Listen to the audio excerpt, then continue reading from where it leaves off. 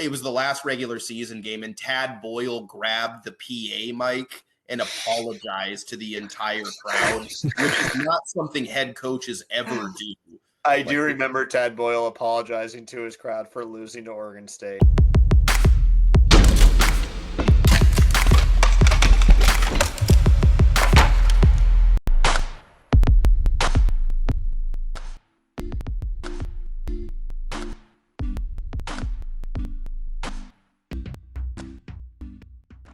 I'm Andy Clark. And I'm Sam Whiteley. And we're going to tell you the story of the 2015-2016 Oregon State Beavers. Well, and also we're the co-hosts of the Payton Years podcast, the only podcast in existence dedicated solely to Oregon State men's basketball. Simply put, going into the 15-16 season, it was not good.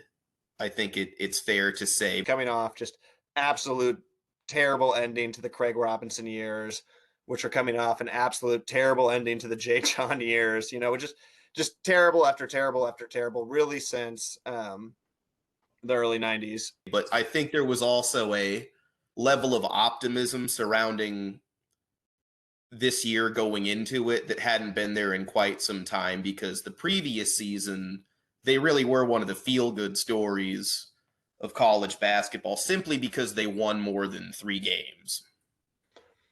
Yeah, and I think you're still got the new coach, new regime kind of shine. Oregon State fans for basketball expect so little out of their team out of the last 30 years since Gary Payton graduated in the early 90s, that any new coach is instantly, people are like, this is it. You can only go up from our last coach. Whoever the last coach was, you can only go up from them.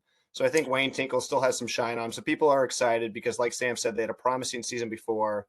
And then we have kind of his new players come in. The season before, he has Gary Payton II, but that's a Craig Robinson holdover. And people are excited about this team because it has our head coach's son on it, Trace Tinkle, and it has our assistant coach's son on it, Stevie Thompson Jr. So we've got both the coaches' kids coming in. They're our highest rated players. I just want to say a shout out to Jarmal Reed, who's on here, who's another Craig Robinson holdover, who tried to trick people into thinking he was a Kansas recruit. He was one of the higher, he was a 4-star prospect, and he shows up and you're like, this guy? But he was kind of like 6'6", heavy, played power forward, always seemed to be kind of in the doghouse. But I always liked Jarmal Reed. He said his goal was to bring a Chick-fil-A, start a Chick-fil-A franchise in Oregon. And I always really like that about him. You have Jarmal, Big G, what a nickname bestowed upon him, because his real name is Giligori Rakorsevich. No one's ever said it out loud. Just looked like a father who used to play and was really good, but hasn't in 10 years, and was like, you need a backup center, I'll hop in tonight. And we talk about the Beaver Bias all the time on our podcast, and we want to stress to college basketball fans how much of a factor it is. We don't think enough people appreciate it. It's just kind of, this is going to sound paranoid, but as an Oregon State basketball fan, it's true. It's that the entire universe is actively working against the basketball team from all angles at all times. It's unrelenting. It's in the media. It's in the referees. It's in the fans. It's in, honestly, the weather sometimes, scheduling. You can't escape it.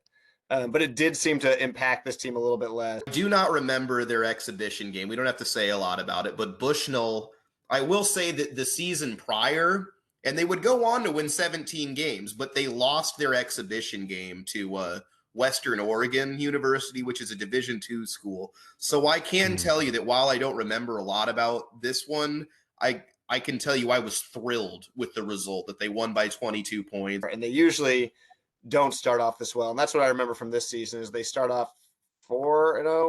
Yeah, something that's like that. Just right out the gate, which is not what you're expecting. Trace Tinkle and Stevie Thompson are just balling out, coming off the bench. You got the two coaches' kids. Gary Payton II is doing everything you want. And then the kind of like the surprise of the early start of the season is that Drew Eubanks, who's the kid who was originally going to be a baseball player, is the starting center for the team. Early part of the season, when you're an Oregon State fan, you're always looking for like good losses. And so you've already talked yourself into a good loss against Valparaiso. That's a fluke. People are definitely talking about the NCAA tournament, but it's almost kind of like a joke. And that's just because Oregon State, you have to understand, is so far removed from the NCAA tournament. Like they haven't played in it in like over 20 years at this point. I remember that Kansas game was on like ESPN2 or something. It definitely had the feeling of like this is the biggest game before March that we've been a part of in a long time. I will never forget Trace Tinkle going like 6 for 6 or something like that to start that game, and it was a little bit surreal when he had like a Steph Curry stretch where he hit 3 shots in a minute, and one was like a step back with a hand in his face from 3. And yeah, they lost by 15, but it was a much closer game. Oh, it's so funny. It's sad. And then they follow up that loss. They rattle off a bunch of wins, and that leads into the Pac-12 start. After they beat Oregon, they immediately follow that. They lose to Stanford. It's a little surprising that it happened at home because Oregon State has a true home court advantage where they play at Gill Coliseum, which is a very old stadium. It's not throwing anyone's vibes off, especially with what happens next, where you beat Cal. That was a big game, and Cal has Ivan Rabb, who's like really good, who everyone thinks is going to be really good in the NBA, like a 6'11" power forward. And then they have Jaylen Brown. To be able to beat a team that has like true, like a top 3 or 4 pick, that's a huge win for Oregon State basketball. You're at 11-3. I'm honestly surprised you guys weren't ranked. I mean, you were probably just outside of it, but that's classic Beaver bias. I can tell you're new to Oregon State sports by saying that you're surprised we weren't ranked. Yeah. I think the big thing that comes out of the Cal game is that I think it solidifies who the big 3 on this team is that you've got Gary Payton II, who's the starter. He led this team in scoring. Stevie Thompson Jr. and Trace Tinkle are becoming the consistent second and third leading scorers every game. The next game I do want to talk about because that, Sam, is the Jarmal game. They lose to Utah 53-59. Oregon State has a pretty big lead, and they kind of blow it in this game. They blow like a 12-point lead to lose. But why this game will always stick out is that Jarmal gets knocked to the ground by a Utah player. The ref doesn't call anything. Jarmal passes the ball and then sticks his leg back and just trips this kind of like chubby referee as he runs right by him, immediately gets ejected from the game. And I'll just always remember that they were for sure gonna win that game, but the replays caught it. He realizes what happened to him, looks at the official for a good like beat, and then sticks his leg out way like several feet in the air. It would have been very hard for anyone to avoid it. The official takes a very unflattering tumble and knows immediately what happened. That's the best part, is that the official took no time to like be confused or surprised. No. He was like, I saw you do that. And yeah, it was like 4 free throws and the ball. It's sad to say, but it kind of ruins Jarmal's career because he wasn't that good to begin with. He was like a real like, you're a role player, you're here, so you'll be our role player. But after he trips that referee and gets like a 3-game suspension, he just like never really gets consistent minutes. It's the death blow. Chick-fil-A opens a franchise not too long after he graduated. He doesn't get to be the one who brings Chick-fil-A to Oregon. Nothing worked out for him on his trip. I feel so bad for Jarmal because he was a nice guy. So to me, the next game was the worst loss of the season. To go back home and lose to a very mediocre UCLA team in the middle of the Steve Alford era. And I just think of Thomas Welsh and this like endless sea of like 6'9", like white power forwards at UCLA that just like are just so average. Just like, God, these guys should be playing. It makes you mad as an Oregon State fan because you're like, they're taking our players. These are the guys that we get. We can make a fun CBI run out of these guys. Yeah. Yeah, they were such a mediocre UCLA team. To lose to them at home, that was really tough. But they followed up with the huge win over USC. They can argue that this was the most impressive win of the season and the win that got them into the NCAA tournament because they smack a ranked USC team. So they followed that with an 0-2 road trip to the Arizona schools. They kind of got their ass kicked in both of these. So at this point, their record's not even that great anymore, really. No, it's falling apart. But you come back for the Utah game, the redemption game. They beat Utah. Jarmal plays in that game. He doesn't trip any referees. I mean, you really go through this game by game and you realize they were razor thin on that line for getting an at-large bid. Like it's not the best resume ever, but no, it's not. you, It's you definitely beat not. 'em. The Pac-12 was good that season, which really helps them out. And the USC game, I'm telling you, beating USC by 15 points when they're 21st in the country, that's what pushes them in. Because they follow that with losses to two good teams, Cal and Oregon, which we'll gloss past. And then they wrap up with a loss to USC. But that's a good team, so good loss. And then you beat UCLA. That's a good win to end the season on. You don't really drop the ball too much. You put yourself positioned to be on the bubble, depending on how you do in the Pac-12 tournament. This is a miracle season for Oregon State standards. So anything that's happening is so over the top. You're so excited with what Gary Payton II's doing, what everyone's doing.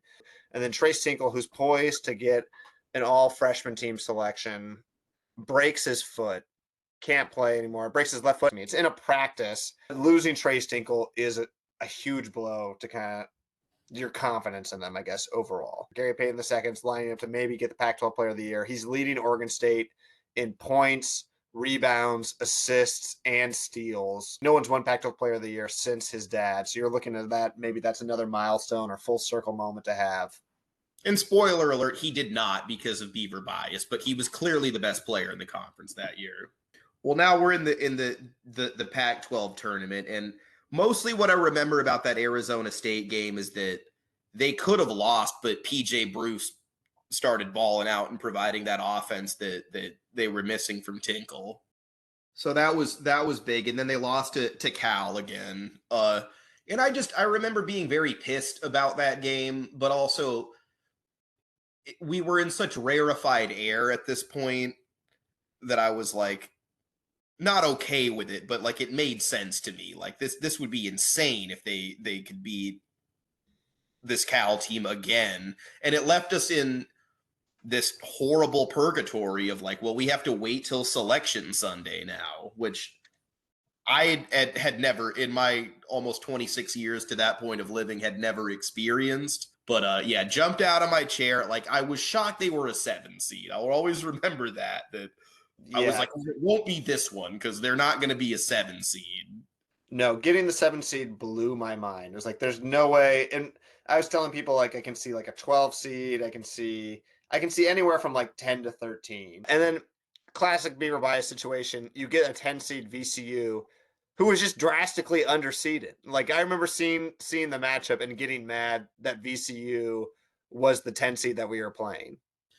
Well, and it further confirmation of the Beaver Bias that just objectively one of the more evil teams.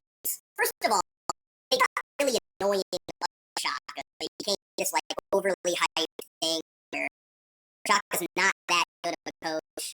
Nobody is, frankly. Like he's not a magician. And they the havoc thing got very annoying. And then they replaced Shaka Smart with maybe the least likable coach in any sport ever. Yeah, you're right. So I remember being frustrated by it's particularly just a bad asset that go by who the players are. Go out like Cox really big center, really physically strong. On the flip side, you got a kid, Drew Eubanks, who was pitching, playing baseball. So in your mind, you're just saying, like, we're going to catch this game. Yeah, and PJ Bruce did play 31 minutes off the bench and had 15 points and 5 assists. That's like a huge game. A huge game. But you lose by 8 points. Oregon State literally had a chance. There's no one on the team. Cox was a freaking beast. He just was so tough. Like at every round, he was unstoppable. So, still a happy season. You lose in the first round. Oregon State, that is amazing. You're so ecstatic, you're so walking around, your chest is out, your head is high, you're like, yes, arguably one of the best seasons. That's